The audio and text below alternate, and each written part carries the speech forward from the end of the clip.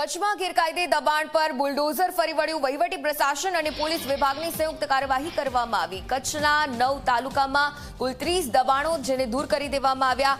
દબાણ દૂર કરી 22,485 ચોરસ મીટર સરકારી જમીન ખાલી કરાવી દેવામાં આવી છે। કચ્છ પ્રશાસને 1.67 કરોડથી વધુ કિંમતની જમીન પર દબાણ હટાવી દીધું। 11 ધાર્મિક, 17 વાણિજ્યિક અને 2 રહેણાંક દબાણ જેને દૂર કરી દેવામાં આવ્યા।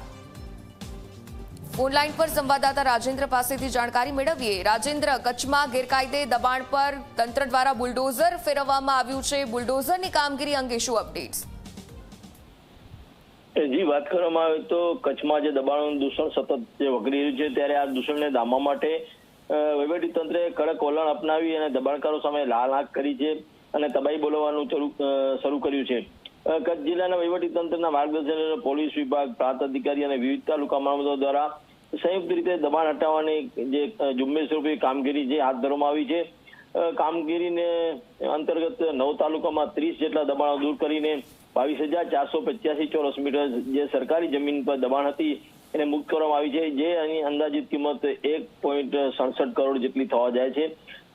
તંત્ર દ્વારા દૂર કરાયેલા દબાણોમાં 11 જેટલા ધાર્મિક દબાણો છે, તો 17 જેટલા વાણિજ્યિક તથા 2 રહેણાંક પ્રકારના દબાણોનો પણ સમાવેશ થાય છે।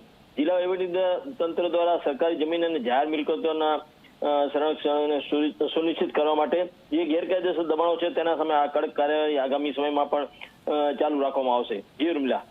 બિલકુલ, ધન્યવાદ વિગતો સાથે જોડાવા બદલ।